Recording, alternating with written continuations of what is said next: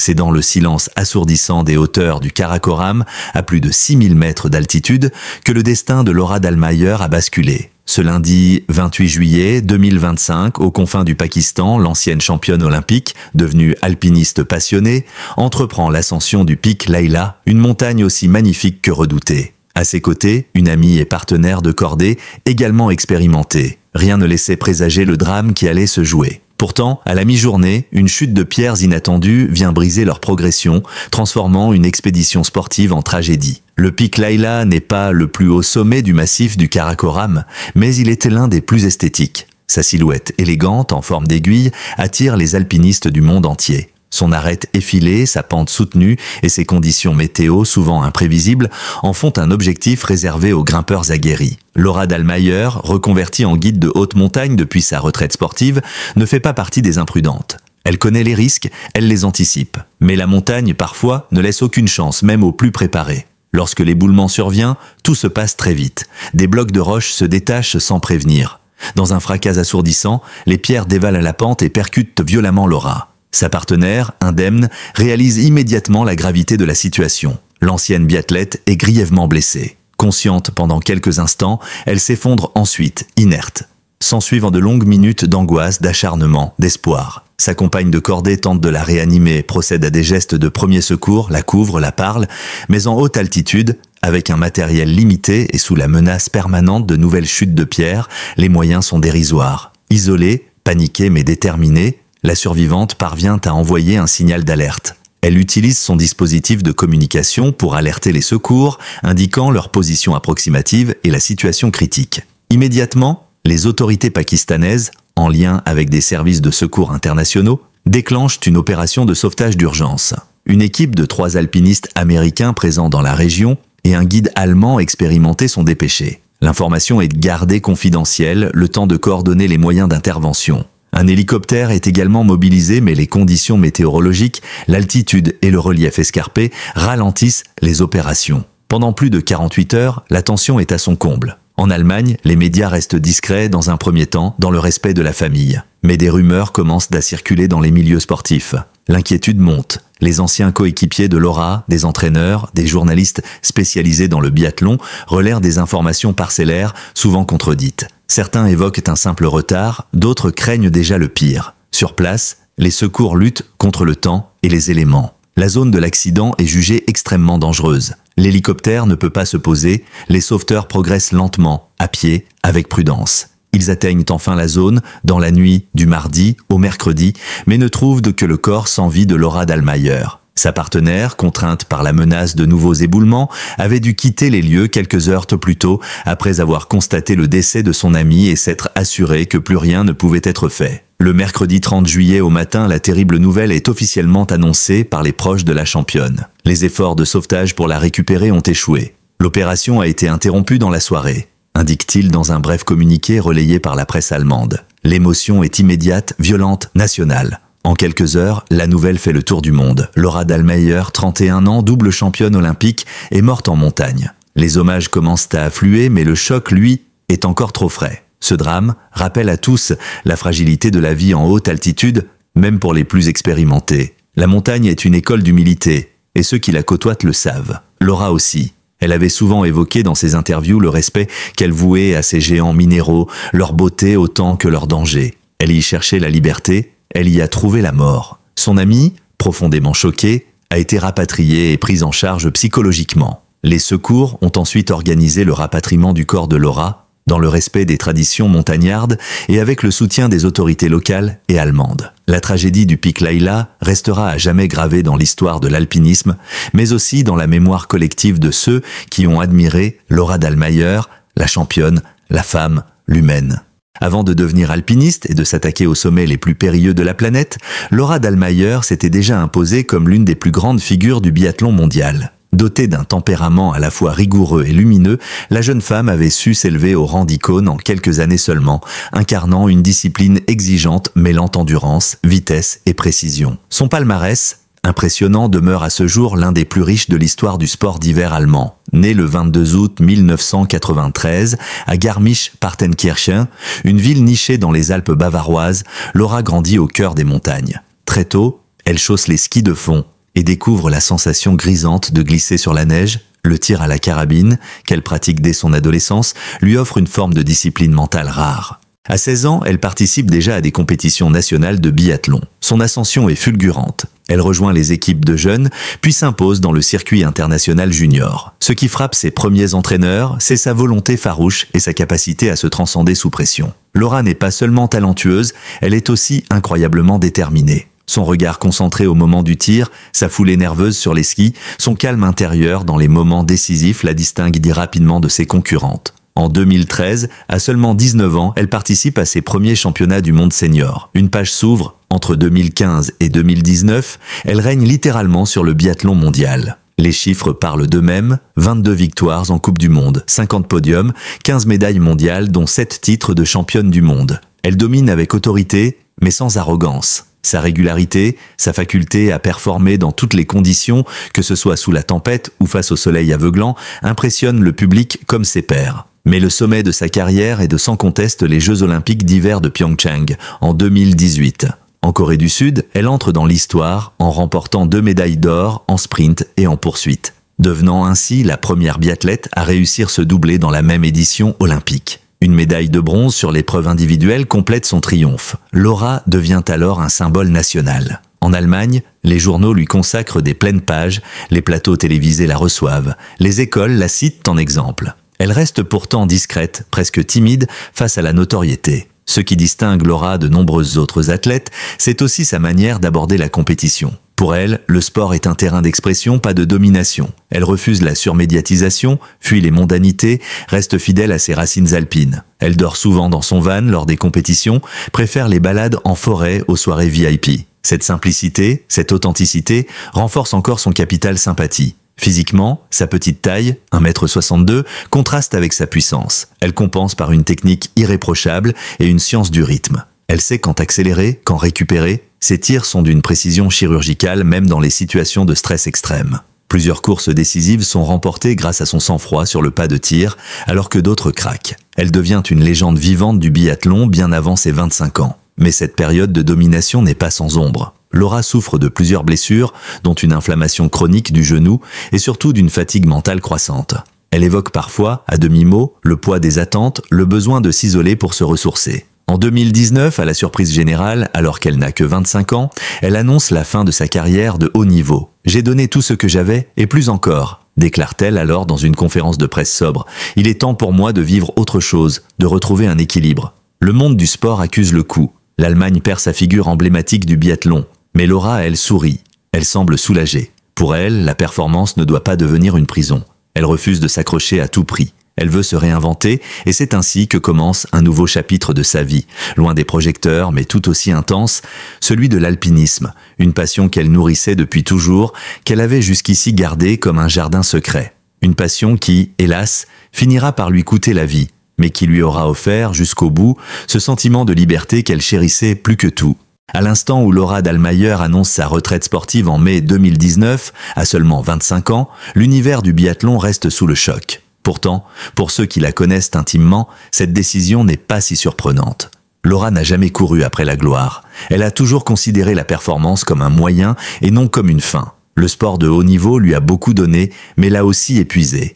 Elle ressent le besoin de se reconnecter à son essentiel, à la nature, au silence, à la solitude des sommets. Et c'est justement dans ces hauteurs qu'elle trouve son nouvel appel. Très vite, elle entreprend une reconversion exigeante, devenir guide de haute montagne. En Allemagne comme ailleurs, ce métier est réservé à une élite technique et physique. Il faut non seulement exceller en escalade, en ski-alpinisme, en orientation, mais aussi maîtriser la sécurité, les secours, la pédagogie, la gestion de groupe. Laura accepte ce nouveau défi avec l'humilité et la rigueur qui l'ont toujours définie. Elle s'inscrit à des formations certifiées, passe ses examens pratiques et théoriques et se forge, une nouvelle fois, une réputation exemplaire. Durant cette transition, elle multiplie les expériences sur les sommets européens, dans les Alpes bavaroises, bien sûr, mais aussi en Autriche, en Suisse, en France et en Italie. Elle gravit les classiques, le Mont Blanc, le Cervin, les Grandes Jorasses, mais elle explore aussi des itinéraires moins connus, plus sauvages. Ce qu'elle cherche n'est pas la gloire ou le record, mais la pureté du geste, la connexion au milieu naturel. Elle s'intéresse aux techniques traditionnelles, à l'alpinisme engagé, loin des itinéraires touristiques. Très vite, elle commence à encadrer des groupes. On la retrouve à la tête de stages pour jeunes filles en montagne, de randonnées pédagogiques pour enfants ou encore de projets d'alpinisme féminin. Laura veut transmettre, elle veut briser les stéréotypes, montrer que l'on peut être petite, discrète, modeste et puissante. Elle devient un modèle pour une génération de jeunes sportives. Dans ses interviews, rares mais toujours sincères, elle parle de la montagne comme d'un sanctuaire, d'un espace de vérité où il n'y a plus de triche possible. Mais son engagement ne s'arrête pas à la pratique. Laura milite activement pour une écologie de la montagne. Elle alerte sur les conséquences du réchauffement climatique, notamment sur la fonte des glaciers et l'instabilité des terrains. Elle participe à des campagnes de nettoyage, collabore avec des ONG et publie des tribunes dans des revues spécialisées. Elle insiste sur l'importance de respecter les rythmes naturels, de réduire l'impact humain, de redonner à la montagne son rôle sacré. Sur ses réseaux sociaux, suivis par des dizaines de milliers d'abonnés, elle partage cette vie nouvelle. Des photos de crêtes enneigées, des bivouacs sous les étoiles, des sourires simples au sommet d'un col, pas de mise en scène, pas de sponsors en excès, pas de recherche de buzz. Laura se montre telle qu'elle est, libre, vivante, ancrée. Son authenticité touche. Elle devient une figure inspirante bien au-delà des sphères sportives. Des écrivains, des philosophes, des journalistes commencent à s'intéresser à elle, à son cheminement de vie, à son rapport au monde. En parallèle, elle continue de se former. Elle suit des stages de survie en haute altitude, apprend les gestes de secours en terrain glaciaire, perfectionne ses techniques de progression mixte, roche, glace, neige. Elle évoque dans une interview accordée à la radio bavaroise son rêve de gravir des sommets plus engagés. Le Spantik, l'Amada Blam, le Broad Peak. Elle prépare ses expéditions avec une minutie impressionnante, établissant ses propres itinéraires, étudiant les cartes, se renseignant sur les conditions locales. C'est dans cet esprit qu'elle décide, à l'été 2025, de partir au Pakistan pour tenter l'ascension du pic Laila, un sommet moins médiatisé que ses voisins himalayens, mais tout aussi magnifique. Surnommé parfois le Matterhorn du Karakoram pour sa silhouette effilée, le pic Laila culmine à 6096 mètres. Il est réputé pour son esthétisme, mais aussi pour sa dangerosité. Peu de cordées l'ont gravi avec succès. Laura pourtant ne s'en cache pas. C'est l'un des plus beaux sommets que j'ai jamais vus, écrit-elle quelques semaines avant son départ. Elle s'y rend accompagnée d'une amie proche, une autre guide de haute montagne. Toutes deux partagent la même vision de l'alpinisme. Lenteur, observation, respect. Elles ne cherchent ni record, ni performance. Elles veulent vivre cette aventure comme une quête personnelle, une communion avec l'élément. Tout a été minutieusement préparé, acclimatation progressive, matériel, ravitaillement. Rien ne semble avoir été laissé au hasard. Et pourtant, malgré toutes ces précautions, malgré son expertise et son expérience, la montagne a été plus forte. Le 30 juillet 2025, le monde découvre sidéré que Laura Dahlmeier ne reviendra pas du Karakoram. Qu'elle est tombée, non pas en compétition, mais dans l'exercice de sa nouvelle passion, là où elle se sentait sans doute la plus elle-même. Une chute de pierre, un instant de chaos dans l'éternité des montagnes, et tout s'arrête. Mais ce que Laura laisse derrière elle n'est pas un vide, c'est une trace indélébile, celle d'une femme libre, d'une athlète accomplie, d'une guide engagée, d'une âme habitée par les cimes. Elle n'a pas seulement quitté la compétition, elle a choisi une autre forme de grandeur, celle qui ne s'évalue pas en médailles, mais en vérité. Le mercredi 30 juillet 2025, à l'annonce du décès de Laura Dahlmeier, une onde de choc traverse l'Allemagne, puis l'Europe. Cette tragédie dépasse le monde du sport. C'est une nation entière qui semble s'arrêter quelques secondes, abasourdie. Les journaux allemands, qui avaient jusqu'ici traité prudemment la nouvelle de sa disparition, confirment dans une que le corps de la double championne olympique a été retrouvé sans vie dans le massif du Karakoram. Immédiatement, les réactions se multiplient, spontanées, sincères, bouleversées. La Fédération allemande de biathlon publie un communiqué sobre plus poignant.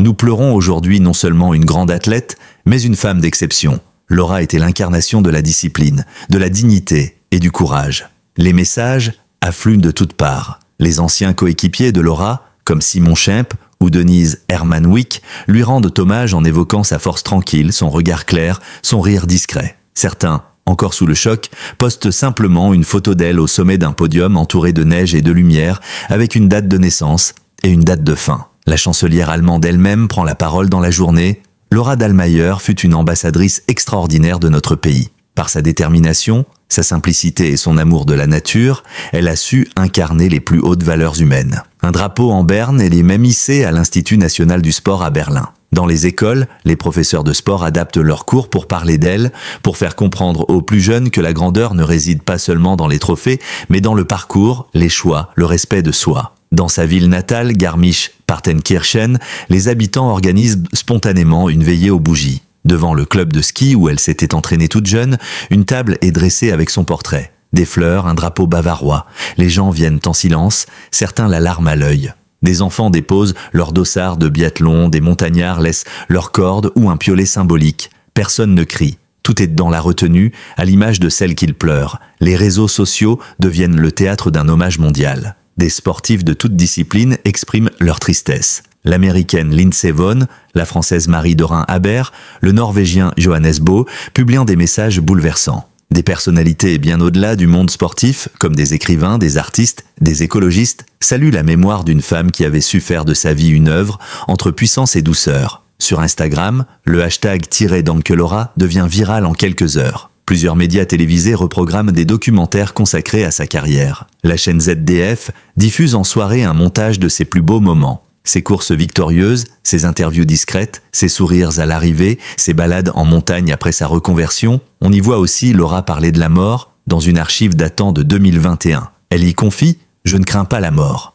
Ce qui me ferait peur, ce serait de ne pas vivre pleinement. » Dans les jours qui suivent, les initiatives se multiplient. Des pétitions sont lancées pour donner son nom à une salle de sport, à un sentier de randonnée, à une course de ski. Le club de biathlon de Ruhpolding annonce qu'un prix Laura Dahlmeier sera désormais remis chaque année à une jeune athlète engagée. Une fondation est évoquée par ses proches pour soutenir les femmes dans le sport et les causes environnementales, deux combats qui lui tenaient à cœur. Mais au-delà de ces hommages officiels, ce sont les témoignages anonymes qui bouleversent le plus. Une jeune fille raconte comment Laura lui a offert son autographe après une course avec une attention sincère. Un ancien soldat reconverti dans le sport extrême parle de sa rencontre avec Laura lors d'un stage de survie et de l'impact qu'elle a eu sur lui. Une institutrice évoque sa classe où tous les enfants ont voulu écrire une lettre à la dame du biathlon pour lui dire merci. Ce qui transparaît dans ces centaines, ces milliers de messages, c'est l'image d'une femme profondément humaine. Laura n'était pas seulement une championne.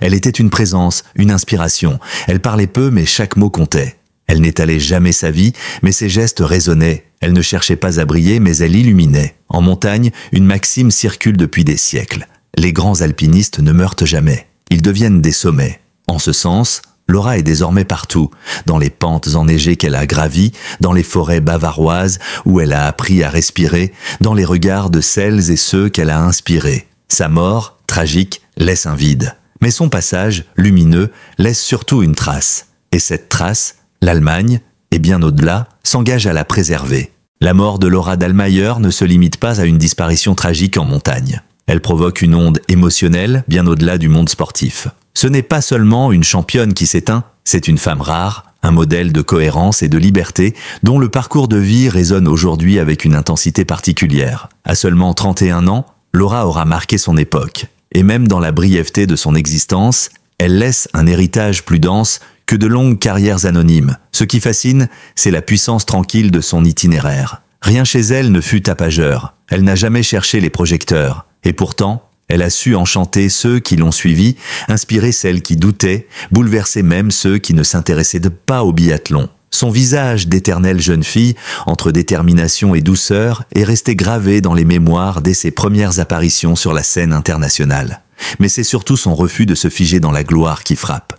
Laura aurait pu continuer, accumuler les podiums, capitaliser sur sa renommée. Elle aurait pu devenir consultante TV, ambassadrice de marque, icône commerciale. Elle a dit non, par choix. Elle a préféré prendre la tangente, suivre une autre voie, celle des chemins escarpés, des refuges isolés, des valeurs fondamentales. Son retrait du sport professionnel à l'âge de 25 ans avait déjà surpris. Sa reconversion dans le métier difficile et exigeant de guide de haute montagne avait ému. Sa mort aujourd'hui, sur les pentes du pic Laila, lui donne une dimension presque mythique. Les récits commencent déjà à se former. Des livres sont annoncés. Un documentaire est en préparation avec les témoignages de ses proches, de ses anciens entraîneurs, de ses partenaires de cordée. Mais surtout, des voix anonymes continuent de raconter leur Laura.